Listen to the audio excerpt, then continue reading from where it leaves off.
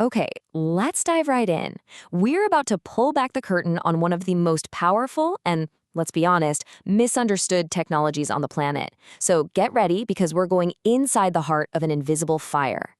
No, that is not science fiction. I'm talking about right now. The device you're watching this on, the lights in your room, the quiet hum of the entire city. A huge chunk of it is powered by a force that burns without any flame and makes absolutely no smoke. It's like this silent, invisible engine that runs our modern world. So the big question is, how on earth do you harness something that powerful? Well, the secret isn't in some giant furnace. It's in something incredibly, almost impossibly small. We're talking about the fuel source. And this, right here, is where the scale of this whole thing starts to get kind of mind-bending. Just look at this thing. It's a ceramic pellet made of enriched uranium, and it is smaller than the tip of your pinky finger. It really doesn't look like much, does it? It's unassuming, almost boring. But the energy packed inside this tiny little object is, well, it's absolutely staggering. And here it is. This is the comparison that just blows my mind every time. That one, single, tiny pellet holds the same amount of energy as a literal ton of coal. Just let that sink in for a second. All the power from a truckload of fossil fuels is packed into something you could just hold between your fingers. It's insane, right? So how do you get all that energy out? To answer that, we have to go small, like really small. We're talking subatomic. We need to look right inside the uranium atom itself to see the event that powers this whole thing. The whole process is called nuclear fission. And really, it's just the act of splitting an atom. But it's not just any split. It is a fantastically energetic one that releases a tremendous amount of heat. And the key to harnessing it is creating this perfect, self-sustaining cascade of splits. And this shows you exactly how it works. It all kicks off when a single, lonely neutron zips along and slams into a special type of uranium atom called uranium-235. That atom gets unstable and splits apart, releasing a huge burst of heat. But, and this is the crucial part, it also spits out 2 or 3 brand new neutrons. Those neutrons then fly out and smash into other uranium atoms, which split, release heat, and shoot out even more neutrons. You see? It's a chain reaction that just explodes in growth in a fraction of a second. It's like a game of subatomic pinball where every single hit sets off fireworks. Which, brings us to the most important question of all. If this reaction just wants to run away and multiply like crazy, how do you control it? How do you tame this atomic beast and make it do something useful? You do it inside a machine that is, at its heart, the world's most sophisticated and powerful kettle. Seriously, this is where we go from pure physics to just some brilliant, brilliant engineering.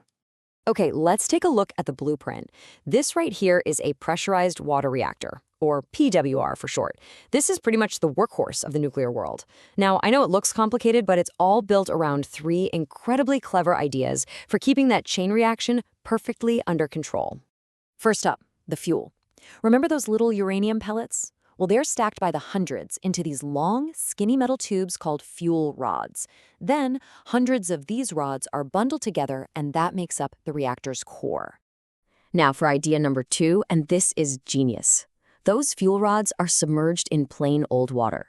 But this water is doing 2 jobs. Yeah, it's a coolant, but its most important job is to be a moderator. You see, the neutrons that fly out during fission are moving way too fast to be caught by other uranium atoms. But the hydrogen atoms in water are almost the same size as a neutron. So when they collide, it's a perfect bounce, like one billiard ball hitting another, that slows the neutron down to the perfect speed to keep that chain reaction going. And the third clever idea? The brakes. These are the control rods. They're made of a material, like boron, that just loves to soak up neutrons without splitting. So when you lower the control rods into the core, they absorb a bunch of neutrons and the reaction slows down. Pull them out, and the reaction speeds right back up. It gives the operators precise, real-time control over that atomic fire.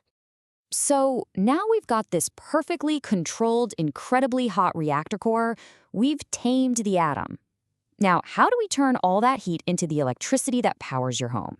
Well, this is where our kettle turns into a rocket.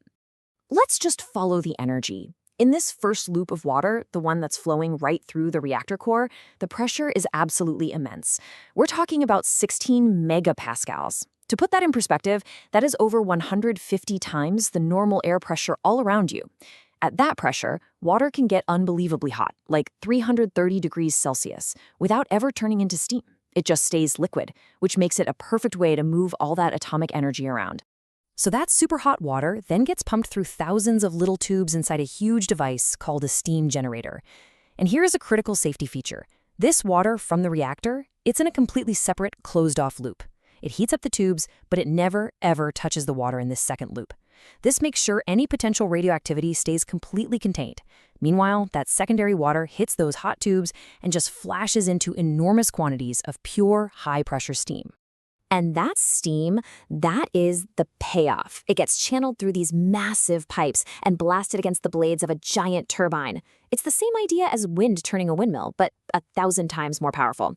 The steam rockets the turbine spins a generator, and that generator sends clean electricity out onto the grid.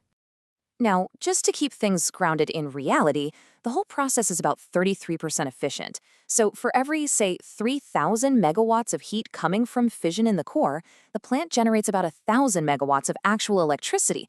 That's a massive amount of power coming from just a handful of those tiny pellets.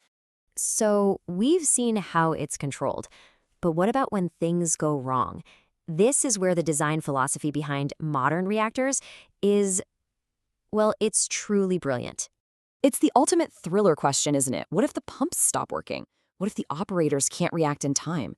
Well, the answer lies in letting the laws of nature just take over. It's a concept called passive safety. And instead of relying on complex machines like backup generators or pumps that could fail, these systems just use the fundamental forces of physics. They use gravity to drop the control rods or open cooling valves. They use natural circulation, where hot water naturally rises and cool water sinks to keep coolant flowing. It requires no electricity, no computers, and absolutely no human intervention to work. So here's the most important point. The entire system is designed to fail into a safe state. If all control is lost, the laws of physics themselves automatically shut everything down and keep the core cool. Physics basically becomes the ultimate guardian angel. And that's pretty much how it works. From a tiny, unassuming pellet to a perfectly controlled chain reaction to a massive jet of steam spinning a turbine. So the next time you flip on a light, just take a second to think about that invisible fire and the incredible science that tames the power of a star to light up our world.